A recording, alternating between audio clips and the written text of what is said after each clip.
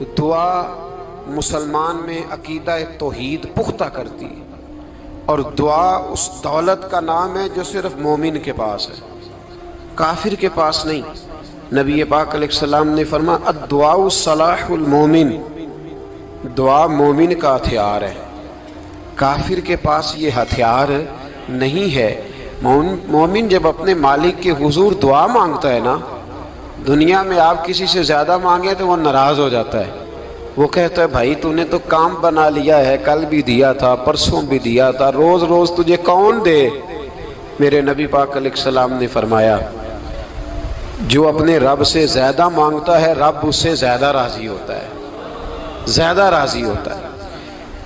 اب دعا مخصوص اوقات نہیں دعا کے، فرمایا اذا دعان، جب بھی دعا مانگو گے تمہارا رب تمہاری دعا کو، جب بھی دعا تو دعا کرتے رہنا چاہیے، ہر وقت دعا میں بندہ شامل رہے، اللہ کے ذکر میں شامل۔ یہ جو قرآن مجید نے کہا نا یا ایھا الذین آمنوا اذکروا اللہ ذکرا کثیرا، اے ایمان والو اپنے رب کا ذکر کثرت سے کرو، وسبحوہ بکرۃ واصیلا، اور صبح و شام اسی کی پاکی بیان کرو۔ تو اس سے مراد یہ نہیں ہے کہ تسبیح لے کے سارا دن مسجد میں بیٹھے رہو اور کام کوئی نہ کرو، بلکہ اس کا مطلب یہ ہے کہ روٹی شروع کرو تو اللہ کے نام سے، اختتام کرو تو اللہ کے نام، سو جاؤ تو رب کا نام لے کے، سویرے اٹھو تو اللہ کا نام لے کے، جب تمہیں کوئی چیز اچھی لگے تو ماشاءاللہ کہو، جب کوئی مصیبت آئے تو کہو انا للہ و انا الیہ راجعون۔ تو سارا دن اللہ کا ذکر جاری رہے گا۔ نبی پاک صلی اللہ علیہ وسلم نے مسلمان کو ایک دوسرے سے ملنے کا طریقہ بتایا۔ مصیبت آئے تو کیا کہنا ہے؟ صرف فوت کی پہ نہیں کہنا، اس کی وضاحت کر دو۔ کوئی بھی الذین اذا اصابتہم مصیبہ، جب بھی کوئی مصیبت آئے، اللہ کے بندے کہتے ہیں ہم اللہ کی طرف سے آئے ہیں اور اللہ کی طرف ہی ہم نے لوٹ جانا۔ تو میرے عزیز ہر وقت اللہ کا ذکر جاری رہے گا، ہر وقت زبان پہ رب کریم کا۔ دیکھیں نا نبی پاک علیہ السلام نے ہمیں ملاقات کا طریقہ بتایا۔ ایک صحابی آئے تو انہوں نے آ کے کہا السلام علیکم، نبی پاک علیہ السلام نے فرمایا رب تعالیٰ نے اسے 10 نیکیاں عطا فرمائی ہیں۔ دوسرے آئے تو انہوں نے کہا السلام علیکم ورحمۃ اللہ، تو محبوب فرمانے لگے، امام بہقی نے اس کو لکھا ہے، محبوب فرمانے لگے رب کریم نے اسے 20 نیکیاں عطا فرمائی۔ ایک اور آئے، عرض کیا السلام علیکم ورحمۃ اللہ وبرکاتہ، محبوب فرمانے لگے اللہ نے اسے 30 نیکیاں عطا فرمائی۔ اچھا اس کا مطلب کیا ہے؟ السلام علیکم، تم پر سلامتی ہو، سادہ ترجمہ یہ ہے کہ تم سلامت رہو، تم سلامت رہو، ورحمۃ اللہ وبرکاتہ، تم پر اللہ کی رحمت بھی ہو اور اس کی برکتیں بھی ہو۔ وہ کیا کہتا ہے؟ وہ کہتا ہے وعلیکم السلام، تم پر بھی سلامتی ہو، ورحمۃ اللہ وبرکاتہ، اللہ کی رحمت ہو اور اس کی۔ یہ جو مسنون دعائیں ہیں نا جو حضور نے ہمیں دعائیں سکھائیں ہر موقع پہ، ان کا کمال دیکھیے۔ اب ایک مسلمان نے آتے کہا السلام علیکم، اس کا مطلب کیا ہے؟ تم پر۔ اب وہ جھگڑا کرے گا، اسے مارے گا، اس کا مال چھینے گا؟ اس نے تو آتے ہی کہا ہے تم پر سلامتی ہو۔ تو جو سلامتی کی دعا دینے والے ہیں وہ جیب تھوڑی کاٹیں گے، وہ غبن تھوڑی کریں گے، ڈاکہ تھوڑا ڈالیں گے۔ اسلام نے لفظ ہی وہ سکھایا ہے کہ فرمایا جب تم نے ملنا ہے تو تم نے دعائیں کرنی ہے ایک دوسرے کے لیے۔ اب ہمارے ہاں نئے نئے لفظ آ گئے، ٹیلی فون اٹھایا تو کہا ہیلو، اس کا کیا ترجمہ ہے؟ کون ہے، اس کا کیا ترجمہ ہے؟ جی جناب، اس کا کیا مطلب؟ ہم نے دیکھا بڑے بڑے سمجھدار لوگ السلام علیکم کی بجائے کہتے ہیں کیا حال ہے۔ بھئی کیا عجیب بات ہے، بھئی کیا حال ہے کا کیا مطلب ہوا؟ وہ بعد میں کرنے کی بات ہے۔ اور کچھ تھوڑا سا جو ادیب ہیں، جو بیچارے حروف کے پیچ و تاب میں رہتے ہیں، وہ کہتے ہیں آداب عرض ہے۔ وہ کیا ہوتا ہے جی؟ اسلام نے دعا سکھائی ہے السلام علیکم، یہ کتنی خوبصورت دعا ہے۔ جب آپ گھر کے اندر داخل ہوئے تو آپ نے دعا دی السلام علیکم، یہ دعا دی آپ۔ ایک صحابی حاضر خدمت ہوئے، عرض کی یا رسول اللہ صلی اللہ علیہ وسلم میرے گھر میں غربت رہتی ہے، کیا کروں؟ نبی پاک علیہ السلام نے فرمایا جب بھی گھر جایا کرنا گھر والوں سے سلام لیا کر، گھر والوں سے کیا کہا کر؟ السلام علیکم، جب بھی گھر جائے، یعنی گھر آیا اب گھر والوں نے بتایا کہ ماچس کی ڈبیا تو لے آؤ. اب یہ دکان کونے پہ تھی گھر والے پہ، وہاں سے ماچس کی ڈبیا لے کے واپس گیا تو کہنے لگا السلام علیکم. پھر گھر والوں نے کہا ہو بتانا یاد ہی نہیں رہا، چینی بھی ختم ہو گئی ہے. تو یہ پھر گیا چینی لینے، لوٹ کے آیا تو کیا کہا؟ جب اللہ چاہتا ہے تو کہے، جب اللہ کے رسول چاہتے ہیں تو کہے. اس کا ترجمہ یہ ہے کہ تو کہہ، تو سلام لے. اللہ رسول چاہ رہے ہیں کہ تو سلام لے تاکہ تیرے گھر میں سلامتیاں ڈال دی جائیں. تو فرمایا سلام لینی ہے تو نے، اور ساتھ تو نے اس طرح کرنا ہے کہ 3 دفعہ سورۃ اخلاص کو پڑھنا ہے. امام قرطبی نے اس کو لکھا ہے. اس نے کہا حضور غربت بڑی ہے. غربت بڑی ہے تو کہ وظیفہ بتائیں. فرمایا جب بھی گھر جاؤ سلام لو اور 3 دفعہ سورۃ اخلاص پڑھو. وہ صحابی کہتے ہیں میں پکا ہو گیا. اب وہ کچھ دنوں کے بعد، کچھ عرصے کے بعد، کچھ مہینوں کے بعد واپس آئے تو صحابہ کرام علیہم رضوان فرماتے ہیں ہماری خواہش تھی کہ یہ کچھ بیان کرے، اب بتائے جو وظیفہ لے کے گیا تھا اس کا رزلٹ کیا نکلا. کہتے اس نے بڑی حیرت انگیز بات کی، حیرت انگیز عجیب انداز میں. کچھ لوگوں کا دل ہوتا ہے نا کہ مجھے ملے میرے پڑوسی کو نہ ملے، اور کچھ کا دل ہوتا ہے یار مجھے بھی ملا ہے اور الحمدللہ میرے پڑوسی کو ملا ہے. تو صحابی جب حاضر ہوئے تو صحابہ کہتے ہیں ہمیں تجسس تھا کہ یہ کچھ بتائیں. تو حضور نے فرمایا کیا حال ہے تیرا؟ کہا یا رسول اللہ کمال ہی ہو گئی ہے حضور، میں جب بھی گھر جاتا ہوں سلام لیتا ہوں اور 3 دفعہ سورۃ اخلاص پڑھتا ہوں. میں تو امیر ہو ہی گیا ہوں، میرے تو ہمسائے بھی امیر ہو گئے. کتنا پیارا ہے یہ جملہ، کتنا حسن ہے. اتنا اچھا لفظ کسی اور کے پاس ہے ہی نہیں جو الفاظ ہمیں ہمارے رسول نے عطا فرمایا. اس کو اپنائیے، اس کو اپنائیے. یہ الگ بات ہے کہ لوگ مطلب کے لیے سلوٹ کر لیتے ہیں بڑا سارا، لیکن مطلب کے لیے نہیں. جس کو جانے اس سے بھی سلام لیں، جس مسلمان کو نہیں جانتے اس سے بھی. تو نبی پاک نے ہمیں مسنون دعائیں سکھائیں. رات کو جب سونے لگیں اللہ کے رسول صلی اللہ علیہ وسلم نے ہمیں دعا سکھائی. حضور نے فرمایا جب سونے لگو تو مسلم شریف میں فرمایا تم نے یہ دعا پڑھنی، اللہم باسمک اموت و احیا. تم نے کہنا اے اللہ میں تیرے نام پر مرتا ہوں اور تیرے نام پر جیتا ہوں. نبی پاک صلی اللہ علیہ وسلم نے ایک حدیث میں فرمایا کہ یہ جو نیند ہے نا یہ موت کی چھوٹی بہن ہے، یہ موت کا ایک حصہ ہے. جس طرح انسان سو جائے تو کوئی خبر نہیں ہوتی کیا ہو رہا ہے، بالکل وہ اٹھا ہے تو اس نے کہا ہو یہ کیا ہوا. سو جاتا ہے نا آدمی، اسے خبر نہیں ہوتی. اوہو میں نے تو 11 بجے اٹھنا تھا، یہ تو 3 بج گئے. اب اسے خبر نہ رہی.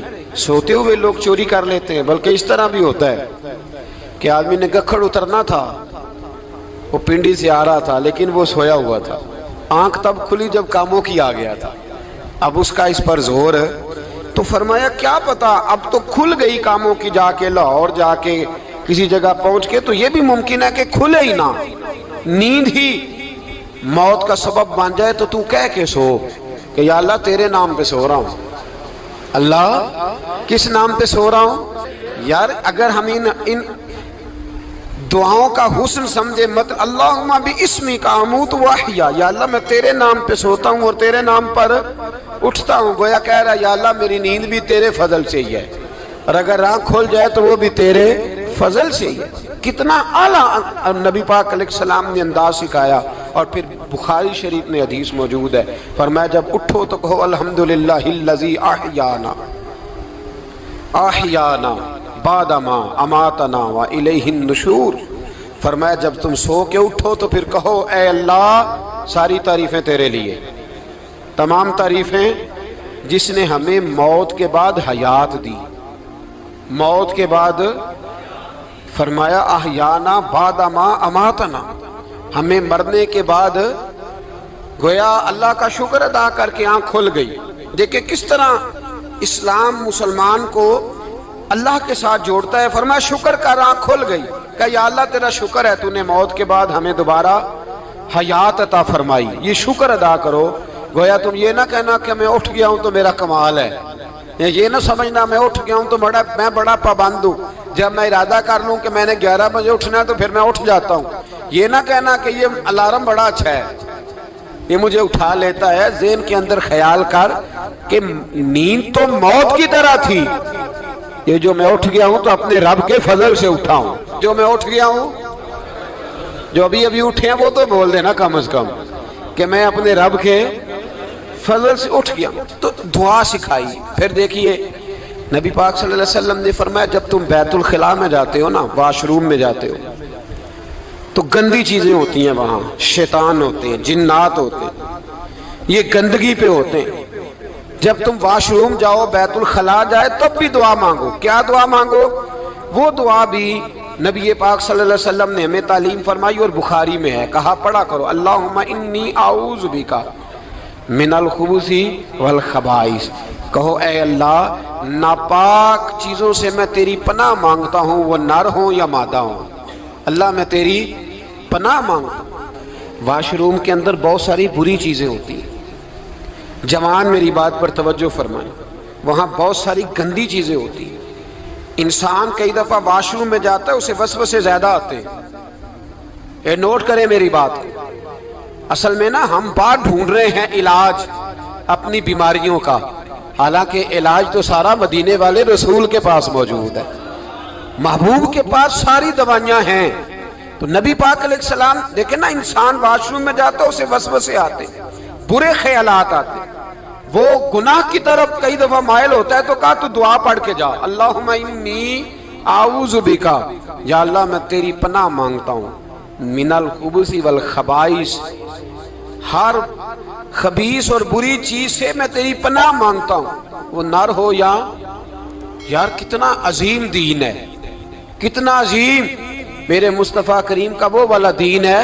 اصل میں اللہ کرے بی اے پاس بچے کو بیت الخلاء کی دعا بھی یاد ہو جائے، ایسے یاد ہو جائے، اور اس کے ماں باپ سمجھ لیں کہ جوان ہو گیا ہے، تو اب ہو سکتا ہے اس کی طرف شیطان حملہ زیادہ کرے، اسے خراب کرنے کی کوشش کرے. تو لہٰذا اسے دعا سکھائی جائے تاکہ اس کو پہلے سے پتا ہو کہ میں نے اس بے ایمان سے بچنا کس طرح سے. اب آپ دیکھیے نبی پاک علیہ الصلوۃ والسلام نے ہمیں دعا سکھائی. مصنف ابن ابی شیبہ میں کون سی دعا؟ واش روم سے نکلنے کی. اللہ اکبر، بڑی زبردست دعا ہے، بڑی زبردست. آپ یقین کریں اس ایک ایک دعا پر ایک ایک پورا بیان ہو سکتا ہے، ایک ایک. یہ اس لیے نہیں میں کہہ رہا کہ میں کوئی عالم فاضل آدمی ہوں، آپ کہیں گے کہ بتا رہے ہیں میں بڑا پڑھا لکھا ہوں. صرف یہ عرض کر رہا ہوں کہ اس کے فوائد پر، ثمرات پر جو اللہ تبارک و تعالی امت کو دیتا ہے، ان دعاؤں کی جو فضیلت حدیثوں میں آئی، اور پھر جو اس کے فوائد ہے، اگر اس پر بات کروں تو ایک دعا تقاضا کرتی ہے کہ اس پر پورا ایک لیکچر ہونا چاہیے. دیکھیے آپ واش روم سے نکلے، دعا کیا ہے؟ دعا کے لفظ کیا؟ الحمدللہ الذی. ایک حدیث میں لفظ ہے غفرانک، غفرانک، اے اللہ میں تجھ سے بخشش چاہتا ہوں. اور جو مشہور اور معروف ہے مصنف ابن ابی شیبہ کی روایت، فرمایا الحمدللہ الذی اذھب عنی العذاب وعافانی. فرمایا اے اللہ تیرا شکر ہے. واش روم سے نکلا ہے تو کہہ رہا ہے یا اللہ تیرا شکر ہے، تو نے مجھ سے اذیت دور کی، وعافانی، اور تو نے مجھے عافیت عطا کر دی. اذیت دور کر دی اور عافیت. بولیے واش روم سے نکلا ہے تو کیا کہتا ہے؟ یا اللہ تیرا شکر ہے، تو نے مجھ سے اذیت دور کر دی اور مجھے عافیت. ڈاکٹر حکیم ہومیوپیتھک ایک چیز پر متفق کم ہوتے ہیں، پتہ ہے نا آپ کو، لیکن اس بات پر سب کا اتفاق ہے کہ اگر کسی کو قبض ہو جائے نا تو شاید 70 یا 72 بیماریاں لگ جاتی ہیں اس کو. اور جب آدمی کو قبض ہوتی ہے نا، پیٹ کے اندر فضلہ جم جاتا ہے، خارج نہیں ہوتا، تو اس کو اعصاب کی بیماری ہوتی ہے، اس کے ذہن پر اثر ہوتا ہے اس چیز کا. آپ یہ مت سمجھیں کہ کھانا کھانا ہی ایک کمال ہے. اللہ نے یہ بھی نعمت بنائی ہے کہ کھانا جب خارج ہوتا ہے تو وہ بھی اللہ کا بہت بڑا احسان ہے. تو فرمایا تو سمجھا ہی نہیں، اگر تجھے قبض ہو جاتی، تیرے پیٹ کے اندر وہ چیز جم جاتی، تیرے لیے کتنی تکلیف کا باعث تھی. ان لوگوں سے پوچھئے جو اس کے بیمار ہیں، اس کے مریض ہیں، وہ کتنی تکلیف میں رہتے ہیں، سر میں درد ہوتا ہے، سر چکراتے ہیں. ایک بہت بڑا روڈ ایکسیڈنٹ ہوا تو ڈرائیور سے لوگوں نے پوچھا کہ مسئلہ کیا ہے، تو کہنے لگا میں قبض کا مریض ہوں، تو میں کھانا کھا لیتا ہوں تو میرے ذہن پر وہ اس قدر زیادہ گیس کا غلبہ ہوتا ہے کہ میں سخت تکلیف میں ہوں. نبی پاک علیہ الصلوۃ والسلام نے ہمیں سمجھایا اور بتایا کہ سمجھ لو یارو، کھانا کھانے کی نعمت تو اللہ نے تمہیں عطا فرمائی ہے، لیکن کھانا کھانے کے بعد اس کا اخراج بھی اللہ کی بہت بڑی نعمت ہے، تو اللہ کا شکر ادا کرو۔ پھر جب آپ گھر سے نکلیں گے تو بھی اس کی دعا ارشاد فرمائی، بسم اللہ توکلت علی اللہ، اللہ کے نام سے گھر سے نکلتا ہوں اور میں نے بھروسہ بھی اللہ کے نام پہ کیا۔ جب گھر سے نکلیں تو کس کے نام پہ بھروسہ کریں؟ بولیے۔ حضرت رابعہ بصریہ رحمت اللہ علیہا، آپ تشریف لے گئیں حج کرنے، جس دن واپس آئیں اپنا اونٹ کہہ گئی جاتی دفعہ، کہنے لگی اللہ میں تیرے حوالے کر کے جا رہی ہوں، اور بسم اللہ توکلت علی اللہ، بھروسہ بھی تیری ذات پہ۔ جس دن واپس آئی نا اسی دن کسی نے بتایا کہ اماں آج ہی تیرا اونٹ مر گیا ہے، تو اونٹ کے سرانے کھڑی ہو کے کہنے لگی مولا میں تو تیرے نام پہ تیرے پہ بھروسہ کر کے گئی تھی، تیرے حوالے میں تو تیرے گھر گئی تھی۔ تو لوگ کہتے ہیں اماں کے منہ سے لفظ نکلے تو اونٹ زندہ ہو کے کھڑا ہو گیا اونٹ۔ تو اماں کہنے لگی نہیں تمہیں ہی غلطی لگی ہے، مرا ہی نہیں تھا، پہلے سے ہی موجود تھا، گویا اپنی کرامت بھی نہیں ظاہر ہونے دی۔ تو بھائی گھر سے نکلیں تو کس لفظ پر کہ یا اللہ میں تیرے بھروسے پہ نکل رہا ہوں، میں اس کے دو فائدے ہوں گے، ایک تو آپ اللہ کی امان میں جا رہے ہیں، اللہ کی امان میں آ رہے ہیں، اور دوسرا جس گھر کو آپ چھوڑ کے جا رہے ہیں اسے بھی اللہ کی امان میں دے کے جائیں۔ تو کتنا لذت والی دعا ہے جو نبی کریم علیہ السلام نے ہمیں سکھائی۔ اب ذرا حدیث سنیں خوش ہو کے، دیکھیں حضور نے دعا سکھائی، فرمایا جب دیکھ لو نا کسی کو ہنستا ہوا، کیا کرتا ہوا؟ ماشاءاللہ آپ تو ہنسنے لگے۔ جب کسی کو ہنستا ہوا دیکھو تو کہا کرو اضحک اللہ سنک، یہ دعا یہ بخاری ہے، فرمایا دعا مانگا کرو جب کسی مومن کو ہنستے ہوئے دیکھو تو دعا مانگو اضحک اللہ سنک، اللہ تجھے ہنستا ہی رکھے، اللہ تجھے، بولیے، جل نہ جایا کرو کہ میں پریشان ہوں تو یہ ہنس کیوں رہا ہے، جھلا نہ کرو، بلکہ کیا کہا کرو اللہ تجھے ہنستا رکھے، اللہ تجھے۔ نبی پاک صلی اللہ تعالی علیہ وآلہ وسلم نے فرمایا، ترمذی میں حضرت اسامہ بن زید رضی اللہ تعالیٰ عنہ سے حدیث مروی ہے، حضور نے فرمایا جس نے کسی کے ساتھ احسان کیا اور جس پر احسان کیا، اگر اس نے یہ دعا پڑھ دی نا جزاک اللہ خیرا، تو فرمایا اس نے اللہ کی بھی پوری حمد کر دی اور محسن کا صحیح شکریہ بھی ادا کر دیا۔ کیا کہنا ہے؟ جزاک اللہ، اللہ تجھے بہترین جزا عطا کرے۔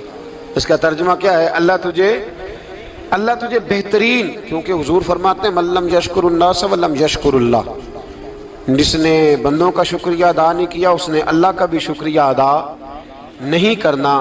تو کیا کہنا چاہیے؟ جزاک اللہ خیرا۔ اور اگر اماں کہتی ہو بچوں کو انگریزی سکھانی ہے تو کیا کہنا ہے پھر؟ شکریہ ادا کرنے میں کیا کہنا ہے؟ Thanks, thank you. او خدا کے اس کا ثواب کتنا ہے؟ بولے انگریزی ایک زبان ہے، اس کو زبان ہی رہنے دیں۔